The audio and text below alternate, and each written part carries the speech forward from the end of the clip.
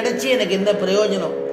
அதனால கிம் காரியம் சீதையா மமன்னு சொன்னதுக்கு காரணம் என்னன்னா, இங்க பிராட்டிக்கு கொடுத்த ஸ்தானத்தை பக்தாளுக்கு கொடுக்கும் ஊற்றமுடையாய். தன்னுடைய பக்தனாமன் சுக்ரீவன் சரணாகதி பண்ணிட்டான் இல்லையா, தன்னை சேர்ந்தவனா. அதனால திருவடியை அண்டின அடியார்களை காப்பாற்றக்கூடியவன் பெருமாள்.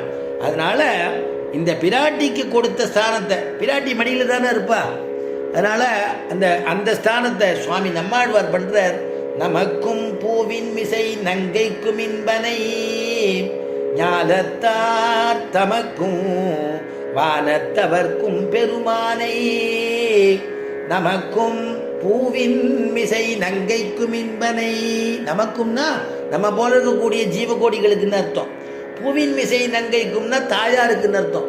அந்த தாயாருக்கும் அப்படின்னு முதல்ல சொல்லாம ஆழ்வார் சொல்லும்போது நமக்கும்ங்கிறார். முதல்ல நமக்கு, அப்புறம் பூவின் மிசை நங்கைக்கு இன்பனை.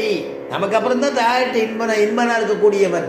முதல்ல பக்தால் தான் முக்கியம் நினைக்கக்கூடியவனா பெருமாள். அதை நமக்கு சூச்சகம் பண்றார் சுவாமி நம்மாழ்வார். அதே மாதிரி இங்க அந்த எந்த ராமாயணத்தில் எப்படி சொல்லியிருக்கோ அதுதான் இங்கே ஆழ்வார் அனுபவிக்கிறார். அதே ராமாயணத்தில் எப்படி பார்த்தேன்னா, இந்த வியாக்கியானத்தில் ஆண்டாள் சொல்லக்கூடிய பாசுரத்தில் வியாக்கியாதாக்கள் அனுபவிக்கிறார். பிராட்டிக்கு கொடுத்த ஸ்தானத்தை பக்தனுக்கு கொடுக்கக்கூடிய ஊற்றமுடையாய். பக்தாளை ரட்சிக்கும் விஷயத்தில் பிராட்டியை கூட இரண்டாம் பட்சமாக நினைக்கும் ஊற்றமுடையாய்.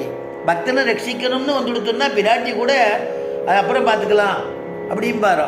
அதனால தான் பிராட்டி ஒரு தடவை சொல்றா. ஒரு தடவை ராமன் ஆஞ்சநேயன்ட்ட பேசும்பொழுது ஒரு தடவை ராமன் என்னிடத்துல சொல்றார், நான் ரிஷிகளுக்கு கொடுத்த வாக்கை நான் காப்பாற்றாம இருக்க மாட்டேன். ஒரு கால் என்னுடைய பிராணன் போச்சுனாலும் பரவாயில்ல, என்னுடைய பிராணனுக்கு ஏதாவது ஹானி வந்துடுத்துனாலும் பரவாயில்ல, சீதையே உன்னுடையதான பிராணனுக்கு ஹானி வந்தாலும் பரவாயில்ல, லக்ஷ்மணனுடைய அவனுடைய ஹிருதயத்திலே அவனுக்கு ஏதாவது காயம் பட்டு அவனுடைய உடம்புக்கு ஏதாவது ஹானி வந்தாலும் பரவாயில்ல, இவாளிடத்துல பண்ண ரிஷிகள்கிட்ட பண்ணதான பிரதிக்கையே நான் முடிச்சு கொடுப்பேங்கிறார். அப்ப சீதம்மா சொல்றா, அப்ப ரெண்டாவது என்ன சொல்லிட்டார், மூணாவதா தான் இளைய பெருமாள் சொன்னார் அப்படிங்கிறார். ஏன்னா பக்தனிடத்துல ஊற்றமுடையவன். அதனால நான் என்ன ரெண்டாவது சொன்னார், மூணாவதா தான் இளைய பெருமாள் சொன்னார். இளைய பெருமாளை நான் கோச்சுன்றதுனால என்னை காப்பாத்துறதுக்கு வரலையோன்னு கேட்கிறான். ஒரு மாசத்துல வந்துடுவார்னு நினைச்சேனே, 10 மாச காலம் ஆயிடுத்தே, என்ன நினைச்சுன்னு வரலையே. ராமன் எப்படி இருக்கிறார், இந்த அபச்சாரப்பட்டதுனால அவருக்கு கோபம் ஆயிடுத்தா, கோபமாக இருக்காரா, எப்படி சாப்பிட்றாரா, தூங்குறாரான்னு விசாரிக்கும் போது இந்த இடத்த சொல்றார். அதனால பக்தாலை ரட்சிக்கக்கூடிய விஷயத்தில் பிராட்டியை கூட இரண்டாம் பட்சமாக நினைக்கும் ஊற்றமுடையாய் அப்படின்னு அங்க வியாக்கியானத்தில் அனுபவிக்கிறார். அந்த மாதிரி பெருமாள் சுக்ரீவன் இடத்துல சுக்ரீவனுக்கு ஒரு முக்கியத்துவம் கொடுக்கணுமா, இனிமே அப்படி பண்ணாத அப்படின்னு சுக்ரீவனை சொல்லிட்டார். சுக்ரீவனு சரின்னா. ஏன்னா அவதாரங்கள் 10 அவதாரங்கள் சொல்லும் பொழுது தசாவதாரம்னு ஸ்லோகம் பண்றார் சுவாமி தேசிகன். அதுல 10 அவதாரத்தையும் சம்மன் பண்ணி சொல்லும் பொழுது இச்சாமீன விகார கச்சப மகா போத்ரீன்யதிருச்சாகரே ரக்ஷா வாமன ரோஷ ராம கருணா காகுஸ்தகேலாகலின்னு. இச்சாமீன 10 அவதாரத்தையும் சொன்னார். 10 அவதாரத்தையும் சேர்த்து ஒரு ஸ்லோகத்தில் சொன்னார். சொல்லும் பொழுது இந்த இடத்துல 2 ராமன் இருக்கார். பரசுராமன் ஒருத்தர் இருக்கார், ஸ்ரீராமன் ஒருத்தர் இருக்கார். அதனால ரோஷ ராம கருணா காகுஸ்தகேலாகலின்னு. ரோஷராமன்னா கோபக்கார ராமன். அன்னைக்கு நம்ம அவர் அனுபவிச்சோம் இல்லையா, ஆவேச அவதாரம்னு.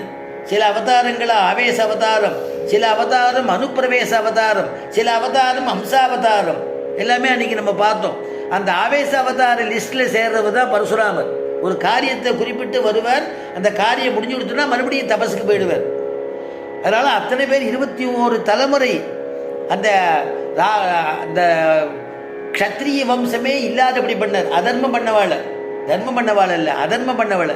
அதான் 21 தலைமுறை அரசு களை கட்ட அப்படின்னு பாசுரம். அப்படிப்பட்டவர் பரசுராமர். அந்த பரசுராமருக்கு என்ன இங்கே சுவாமி தேசிகன் பதம் போட்டார்னா ரோஷராம, ரோஷமான ராமன் அப்படின்னு புரிஞ்சுக்கணும் பரசுராமன். இன்னொருத்தர் யாருன்னா கருணா காகுஸ்தகேலாகலின்னு. கருணா காகுஸ்தன் அப்படின்னா நம்ம ராமன் அர்த்தம். அதனால கருணையே பிரதானமாக இருக்கக்கூடிய ராமன் சுக்ரீவனை பார்த்து இனிமேல் நீ இந்த மாதிரி காரியம் பண்ண வேண்டாம் அப்படின்னா.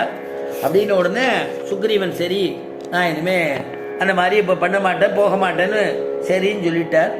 அதுக்கப்புறமா ராமனுக்கு தோணித்து இனிமே நாம் தாமதிக்கக்கூடாது.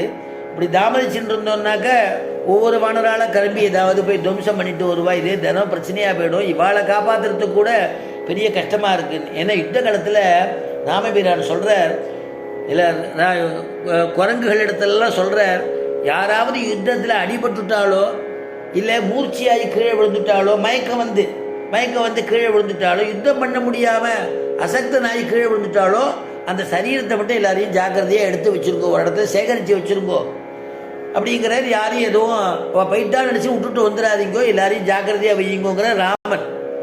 ராவணன் என்ன சொல்கிறான், யாராவது கை கால் போச்சு கீழே விழுந்துட்டா மூர்ச்சி ஆச்சுன்னா உடனேயே சமுத்திரத்தில் தள்ளி விட்டுருங்கோ, 2 பேருக்கும் எதிர் சமுத்திரம் தள்ளி விட்டுருங்க, மறுபடியும் அப்படி அவளால் நமக்கு எந்த உபகாரமும் கிடையாது.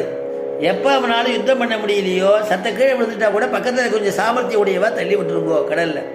அதனால் அவளை திருப்பி வரணுங்கிற அவசியம் இல்லை, வேண்டாங்கிறாரோ.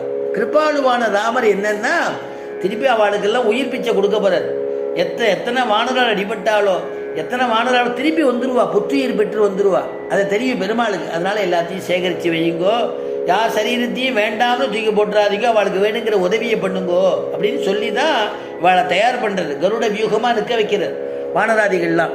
அதனால் இப்படி பண்ணிகிட்டே இருக்கும்போது ராமபிரான் யோஜனை பண்ணார், இனிமேல் நாம் தாமதிக்கக்கூடாது, உடனே நாம் போய் முறையாக இந்த யுத்தத்துக்கு வரத்தை பற்றி நம்ம அறிவிச்சுட்டா தேவையில்லையேன்னு தோணித்தான். அதுக்கு யாரை அனுப்புறது அப்படியே தோணித்துனா கூட ஒரு கிருபை ஏற்பட்டுதான் பெருமாளுக்கு.